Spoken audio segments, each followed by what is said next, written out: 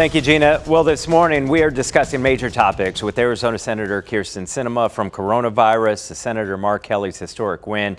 We are covering all the bases. Now, Senator Sinema is live on the phone. We thank you very much for taking some time with us.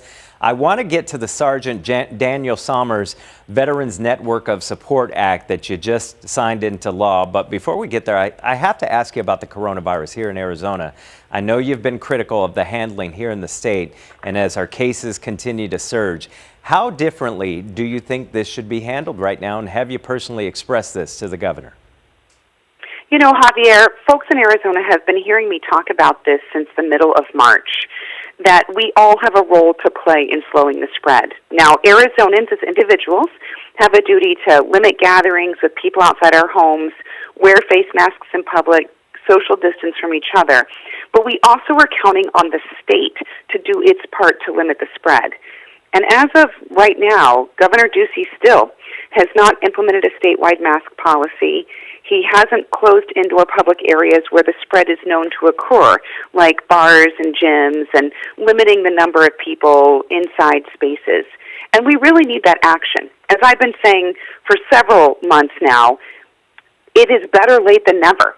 The governor has chosen not to take action, and as we see, cases are skyrocketing, with over 12,300 cases reported yesterday and 108 deaths reported today. The numbers are spiking, and it's causing an overflow in our hospitals and our ICUs. That's very dangerous for Arizona.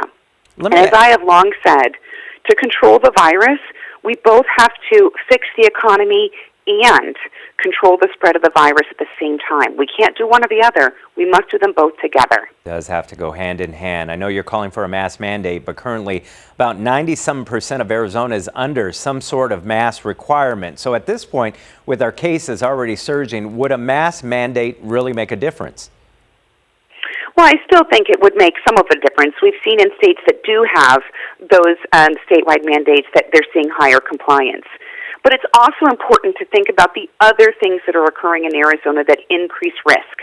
That, you know, leaving bars and gyms open where we know that spread is more likely to occur.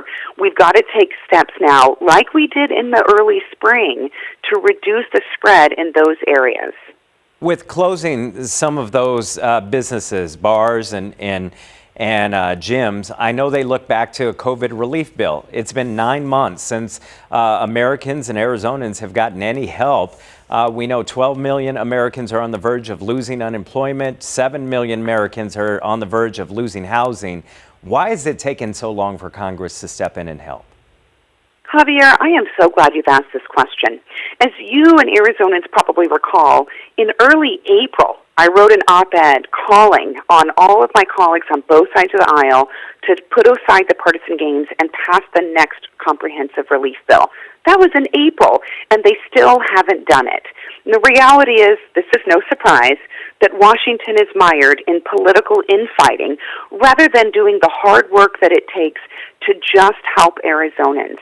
There are a couple of key things we've got to get done before the holidays. And first is to boost unemployment insurance, make sure that we're boosting the production and distribution of PPE and availability of testing, and support programs like the Paycheck Protection Program, which helps small businesses, and supporting my bill, the Restaurants Act, which provides direct financial relief to restaurants that have been hurt and are closing because of the coronavirus. This work has got to get done, and Arizonans know that I'm all hands on deck fighting to get folks to put down the partisanship and just solve this relief bill and get it done. I know you have to go, but I want to ask you about the Daniel Sommers Veterans Network of Support Act. I love this bill because it gets the family involved to help these individuals who have sacrificed so much for our country. You know, I'm so proud of this legislation.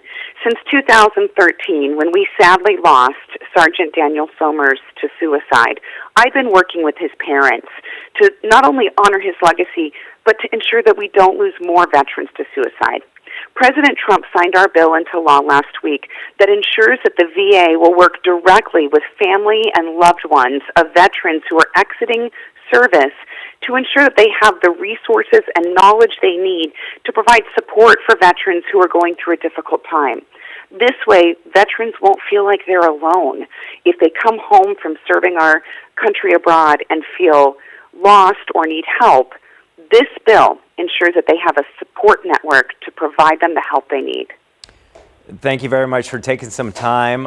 Thank you for getting that measure passed. And please, Senator, please come back very soon.